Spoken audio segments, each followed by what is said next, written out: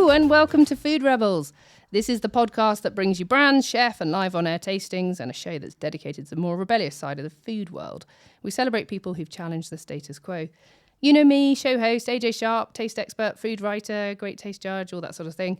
And I'm here again with the wonderful Dhruv Baker, who is the founder of the award-winning company Tempus Charcuterie and winner of MasterChef 2010 and all sorts of taste judges and pop-up supper club runner and all sorts of cool stuff going on in Dhruv's world.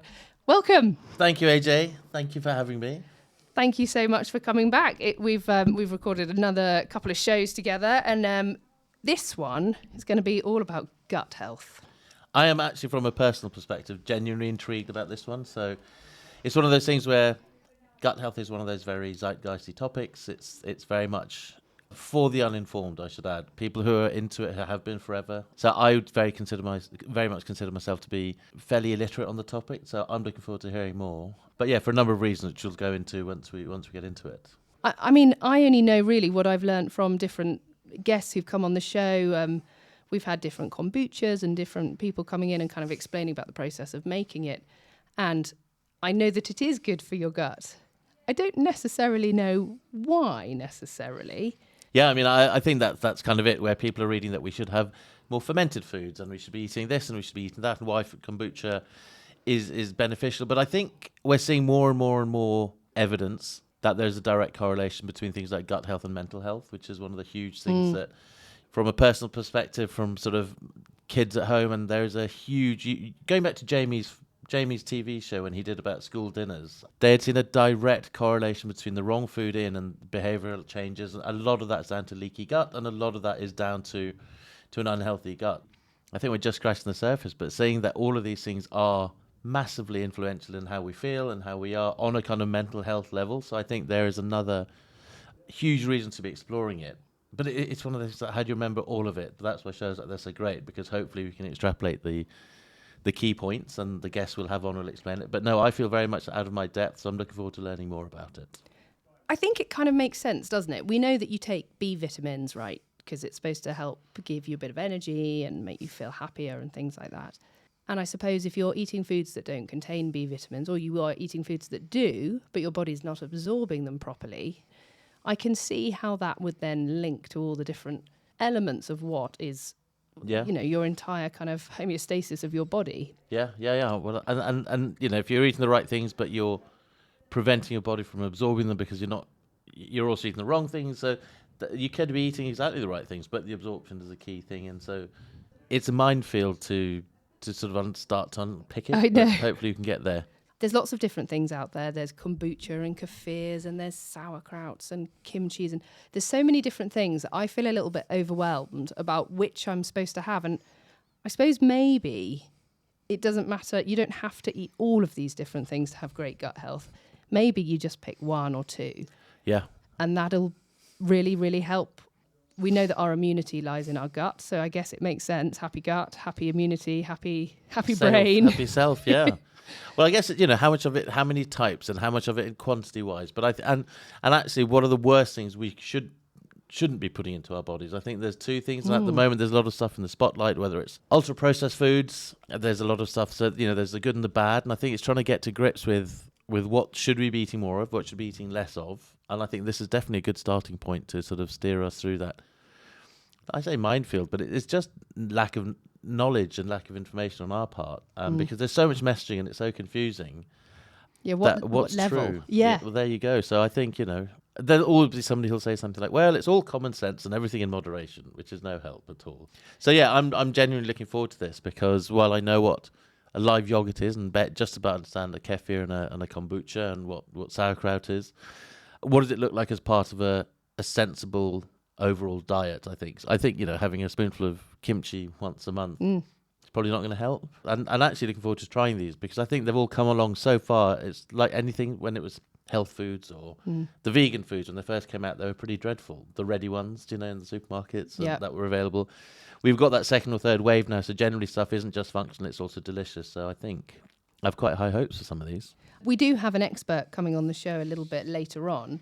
who's going to talk to us about probiotics and prebiotics. But for now, we've got a few different things to taste here. Okay. We've got a beetroot kimchi from Zambar Ferments. Yeah.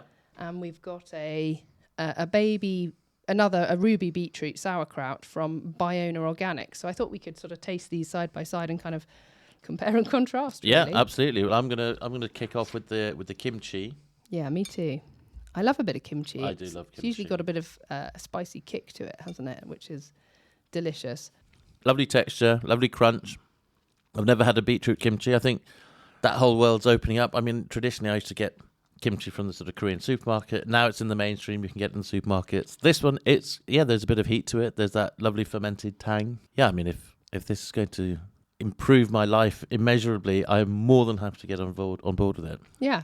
I suppose that's this sort of where do you use it? If you've never had kimchi necessarily, or it's not something that you regularly buy, but maybe have tried once or twice, the thing here is forming the habit that changes it. So, maybe replacing your Branston pickle or replacing where you might have a Cornichon or something and thinking, right, actually kimchi might work really well here. Because it's got the crunch, it's got the texture, so I'm immediately thinking, where would you use it? It would be great with cheese, it would be great in sandwiches. But then you're thinking, Cornichon. Could you use that as an alternative to Cornichon in a steak tartare, for instance? Venison tartare with beetroot kimchi. That sounds like a £34 canapé in an expensive restaurant. I've just tried the sauerkraut, which is also it's baby beetroot from Biona.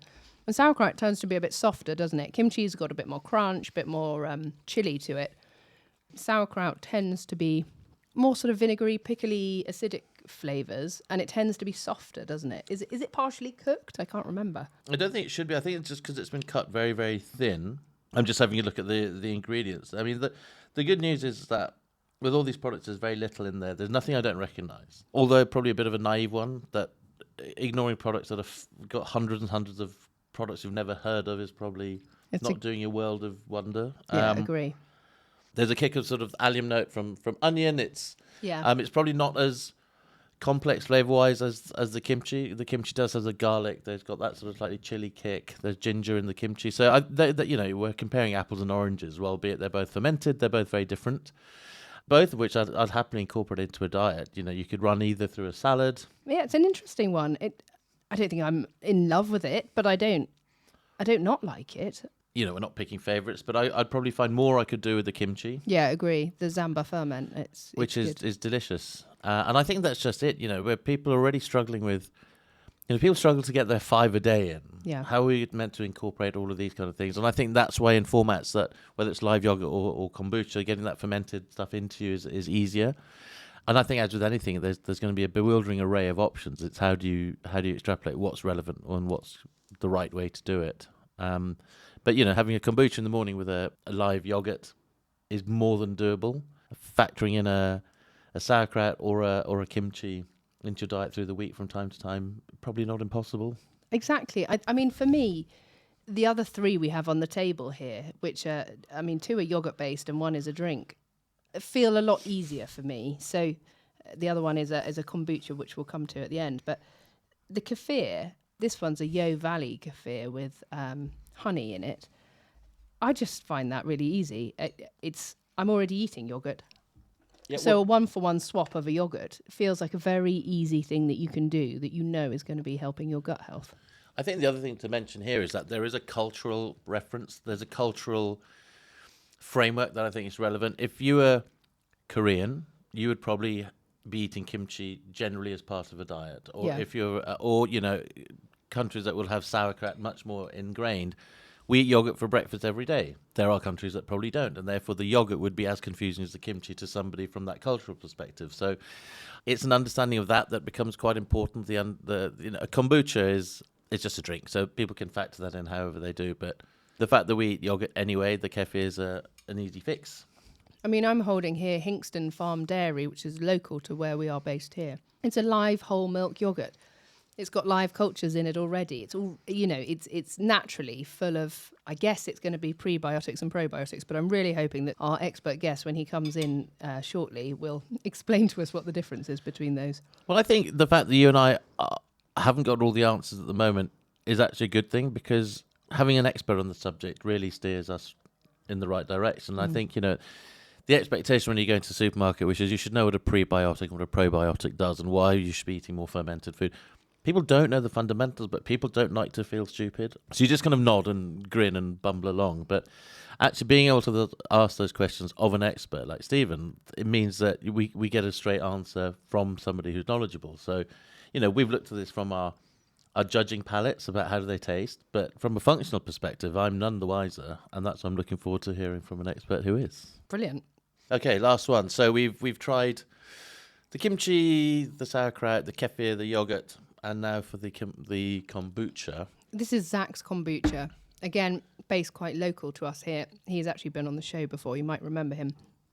I added this because of all the things that you're trying to incorporate into your diet, a drink, it's the easiest, isn't it? You just swap that out for your lunch or, I actually think this is quite a grown-up flavour that you could have in the evenings instead of a beer or something after work. Yeah, I mean, that's the thing with kombuchas. They do have that depth of flavour that's more than just a cordial or an effervescent. You've got that, because of that fermentation, you have got more depth of flavour to it. And actually, texturally, it's slightly different. But no, if you could quite easily have that as part of your morning routine of having a glass of that. And that would probably help enormously with gut health. Should we get our guest in? Let's do it. You and I have said the word probably quite a lot. We have. Let's get somebody who'll tell us categorically.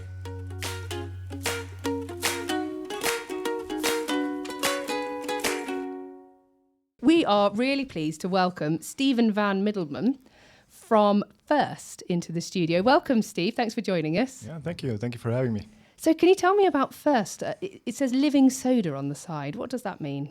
Fhirst is the first of its kind, excuse the pun. Right. But it's an all-natural, great tasting, no sugar, no sweetener living soda, which combines the gut-friendly probiotics and prebiotics. It's the only gut soda on the market which is science-backed and which ensures the shelf stability of the ingredients, specifically the probiotics and the prebiotics, meaning they survive every process from production to digestion, and which actually reach the gut where they're meant to be. I know probiotics are supposed to be something that you take every day. It's really good for your gut health. What is it? And what's the difference between pro and pre? Well, the biggest difference is probiotics are the living microorganisms in your microbiome, your gut microbiome. These are the gut-friendly bacteria, which have health benefits. Mm-hmm. Prebiotics are undigestible fibers, which you find in different foods, fruits, vegetables, and they also actually are not digested, so they actually reach the colon, and they are a food for the probiotics, for the healthy bacteria. So we need both of them? You need both of them, and you can see it as a little bit the fertilizer. So fibers or prebiotics are the fertilizers for the healthy probiotic bacteria. So in these living sodas, and I can see there's 3 different flavors here, you've got pro and pre in there. Exactly. Yeah. Okay. And that's why it took us 2 years to develop. And actually to ensure that both survive every process, right? And that was really important for us because, you can claim you have X billion of probiotics, but if they don't survive the production process or even the digestion process, which goes through an oral phase, then stomach phase, if they don't survive that, there's no really benefit of having living cultures in a drink. So first, that was really an important quest to find out how can we actually keep the probiotics stable and how can we, survive the different processes. We've just been having this discussion about how we get the concept that you need lots of good, friendly gut bacteria, but we were really kind of debating why, what exactly is it about the gut bacteria that's so good for the body, and B, how can you tell whether you've done it well enough? Mm-hmm. It's not an instant functionality like you have with energy drinks, for instance. If you drink an energy drink, you feel instantly, boom, you have more energy. Here it's more a overall functionality which benefits your full physical and mental, health. Of course, you have to realize there's over 40 trillions of cells, microorganisms in your gut microbiome. The entire microbiome in the gut weighs about 1 to 2 kilograms, which is pretty significant. There's over 1,000 different species of bacteria, of probiotic bacteria. So every probiotic culture and strain has different functionalities. Just realize that 70 to 80% of your immune system is located in your gut. Right now, studies are showing that there's the gut-brain axis. Basically, there's millions of nerves connected between the gut and the brain. Even the oldest spiritual text, the Vedas, they describe the gut as a second brain. It's your serotonin and melatonin, the happy hormones, that are actually produced in the gut, which affect your mood. I mean, right now there are studies in the States where they treat patients that are depressed with altering their gut microbiome. Wow. So there's so many various health benefits to having a well-balanced gut microbiome. I think that's where what I find fascinating is that historically yes, in other cultures there is this complete understanding of that the two are connected, but we here in the UK and the kind of wider Western world, the connection between gut health and mental health is only just beginning to be genuinely understood. Absolutely. So we're talking that the prebiotics are essential to ensure the health of the probiotic in a way. I mean, it allows one to kind of flourish. Yep. Counter to that, and I don't know if this is the wrong question to be asking, but are there things that we should be avoiding that will inhibit the functionality of that pro and prebiotic? Is there anything that we could be taking, or we shouldn't be putting in, or should be removing from our diet to allow those to perform their function? Well, I think it always depends. With everything you take, it always depends on the individual health status of a person, right? If you have medical treatments like antibiotics, then of course you have an issue. You definitely need probiotics.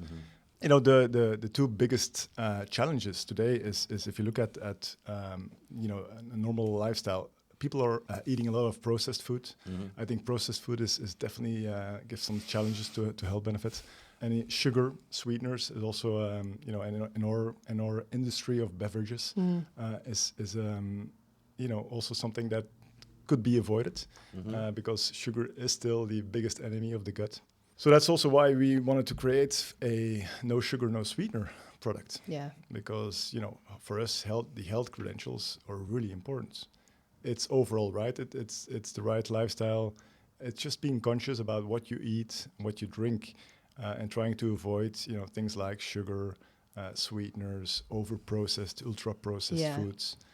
I think that's the main goal here. I feel like when you were asking that question, not that I know the answer or have any authority on the subject, but I was thinking fast food, McDonald's, like that's the kind of thing that I was thinking this can't be good for us. It just doesn't have, anything that it's bringing to your body. It's not nutrients, I think. This looks like the most, I love the cans. I love the design. They've got this big juicy kind of lips on the front of them. It looks really cool. For us, it was when we started, it was really finding this balance and combining a little bit two worlds. The worlds of soda, which with the lips, or referring to the lip smacking flavors, the more poppy, bold color set. And then the other side, we also are a functional gut soda. So we have the white background, certain fonts, just to show, the functionality of the product. You can see it now where you've got the living soda with the active cultures, completely different font. It's kind of quite functional, quite practical versus the I mean, just to say it, you hit the brands first, but it's Fhirst. So Fhirst and a play on thirst, and so there's a bit of fun in there, but actually there is serious messaging as well, and actually change that font for the two aspects is quite clever. I've just sneakily shot ahead and tasted the cherry vanilla flavour, which is so nostalgic for me. It really takes me back to being kind of parties as a kid and having cherry cola, and it's got a lovely nostalgic flavour. With that cream soda kind of nod from the vanilla in there. Yeah, it's got the flavour without the sweetness. It's the old nostalgic, Coke cherry, but without the nasties. Yeah. And what you've also got a passion fruit flavour? We have passion fruit, which is our sunshine in a can. And then we have a ginger mandarin, which gives a well-balanced spicy kick with the juicy mandarin flavor. That one really feels very refreshing. You get a very clean, almost slightly dry palate after it. you haven't got that heavy residual kind of feel that you get with sugared carbonated drinks. You've got there's an effervescence, but there is that clean finish, and I think anything when you've got ginger, it has that slightly palate stripping quality, and you think this must be doing good for me. It would be a very easy thing to incorporate into your diet because it tastes good and it's refreshing. This just goes with your lunch, doesn't it? Exactly. Or whatever you're doing during the day. It's a drink in the afternoon that isn't tea, it isn't coffee. Actually, you could have a Fhirst. And I can see that is a lovely, refreshing drink that actually you can feel really good about because it's got these functional benefits and it tastes nice. What's not to love? That was the main goal, is to have a real better-for-you soda, which just is big on taste, which you can replace with any other, sugar-loaded soft drink, but still have the added benefits of pro and prebiotics. I think that's where we are now, looking for an alternative to heavily sugared drinks. People are, whether it's concerned about the sugar or whether people are getting concerned about things like phosphoric acid and some of the things that nobody ever read the back of a tin as a kid. You just drank it because it was a treat. And I think now we are aware of the damage it's doing, to have something that kind of not only corrects that but does something more forward thinking. So it's not that it's not bad for you, it's actively good for you. So there's a difference between the two. But I mean, what sort of quantities are we talking? This is the other thing AJ and I were talking about earlier. Is like, we've got 40 trillion microorganisms. Yeah, exactly. I mean, each can has 2 billion living cultures. We have 5 grams of probiotic plant fiber. But listen, we're still a soda. We're still a drink. We're not a food supplement. Yeah. Right? So there's no recommended daily quantities. You can drink as many, but just like everything else, too much is never. It's probably not a good goal, idea. Right? It's within. Little and often, doing a few different things will probably have the effect you want. And we know that healthy diets are kind of the high fiber foods and lots of lovely green vegetables and legumes and garlic and things like that are all going to help your gut health, but it's almost, these are the cherry on top. I mean, the cherry vanilla on top, but they're the sort of, what else can I do? You're already trying to eat a good diet, and I suppose sometimes, and I'm sure you're not supposed to think about it this way, that the times that I have had some junk food because maybe the pest power of children is high, afterwards I'm thinking, I'm going to need to take a probiotic, need a probiotic drink or something to just help me to process this food that I probably shouldn't have eaten. We do have to fundamentally change our lifestyles. The problem is that people are looking for that silver bullet where they think, I don't do any exercise and I don't drink any water and I eat rubbish, but if I'll have one of these, I'm fixed. I'm done. I think that's, people have to understand there needs to be a reality check on the fact that it's an overall. It's not one thing will fix everything. And I think we've become obsessed with finding that solution, whether it's weight loss or exercise or take a supplement. Yeah. It doesn't work that way. And I think we need to, that's the bit that everyone's going to go, oh, does that mean I've got to work at it? Yeah, unfortunately. People are kind of going at the end of the month, how come I don't look like an Olympian athlete? I've drunk one of these and had a yogurt once a day. It's like, you kind of meet me halfway on this one. I mean, this is part of a holistic approach, right? There you go. Apart from selling drinks, for us, it's also really important to raise awareness on gut health, but just, on sugars, on sweeteners, on biodiversity. For us, this is really an important aspect, is to raise awareness, to offer people, more information about all these different topics. It's our first for knowledge. Aidan, we were saying that I would consider ourselves to be relatively well informed when it comes to food and drink. Do you have much of the information on the website? I mean, is there much literature we can access? If people want to really get into the nuts and bolts of what is gut health and what is a leaky gut and how does the biome affect your overall mindset and headspace, is there much information of that on your website? Yeah, we're evolving our website to 2.0, and we're going to have a separate section on our Fhirst for knowledge. We're also partnering up with different health experts. Okay. Health is never evolving journey, right? So, and we're not arrogant to say, we have the truth. We're also looking into data and the scientific results and seeing where we can, optimize and improve wherever we can.